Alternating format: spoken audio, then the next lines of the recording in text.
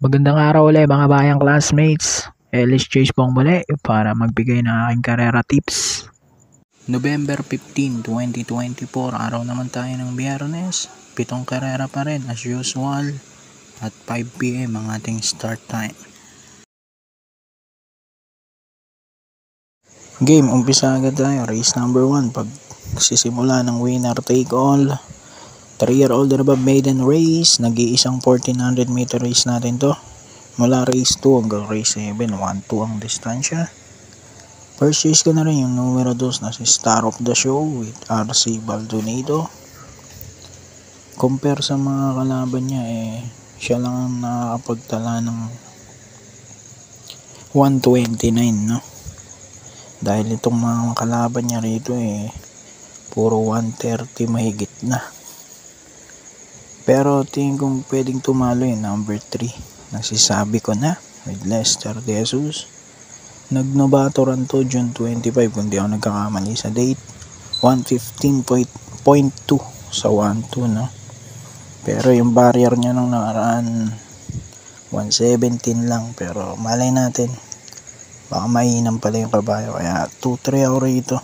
Hindi ko susuluhin yung dos.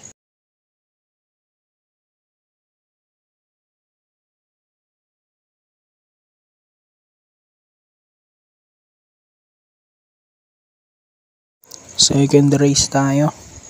Pag-umpisa naman ng Peak 6, Class 5, 6 to 10 split. 1-2 nga ang distansya nito.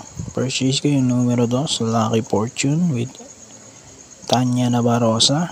Na tersero na to, nahuling takbo niya. Tingin ko pwede nang manalo. Panigundo ko yung 4, Asik-Asik Falls with Ryan Garcia. 2-4.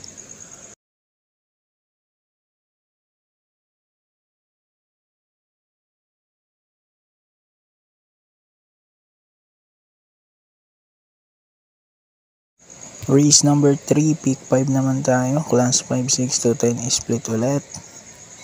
Dito, first race ko yung numero 4, Golden Area with RC Baldonado. Second choice ko naman dito yung numero 2 na si Sun Moon Lake na bagong baba. Gagabayan naman yan si EP Enson. So 4-2.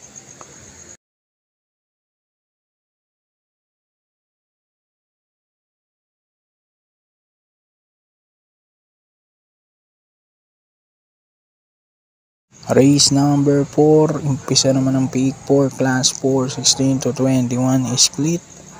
Dito, pampremera ko, bagong baba, number 7, Eyazaki. At balik dyan, Alvin Gusi na rin, no? Panigundo ko rito, dehado, number 3, Unconditional Love with JC De La Cruz. Baka makachamba to, no? So, dehado pa to rito. So, 7-3.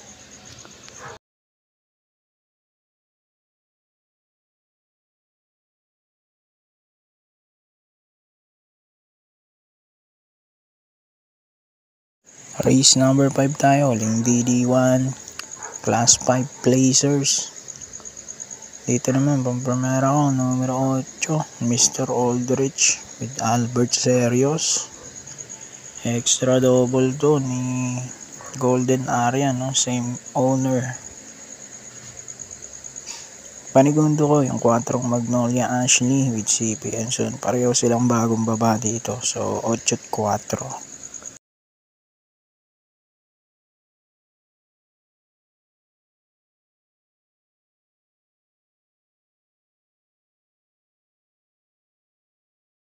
Penultimate race tayo, race number 6, Class 5, 11 to 15 split. Dito, first race ko yung 4 Buhayang Bato with Mark Angelo Alvarez. Kapraso lang to ng talan ng nakaraan. Panigundo ko na rin yung number 6, Polite Bell with JB Hernandez. Nag-iisang sakay niya to. At tingin ko malayo ang preba nila kumpara dito sa mga kalaban. So, tingin ko 2-horse battle to between 4 and 6.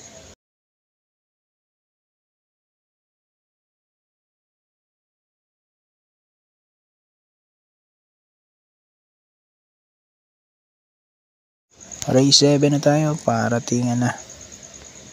Class 4, 22 to 27. Pang-primera ko, numero 8, Asyong with JC De La Cruz. Bagong baba uli dito sa 22 to 27. Tingin ko naman nakalalamang siya rito. Pero tingin kong maigpit niya mga kalaban yung number 6 na si Beltuna.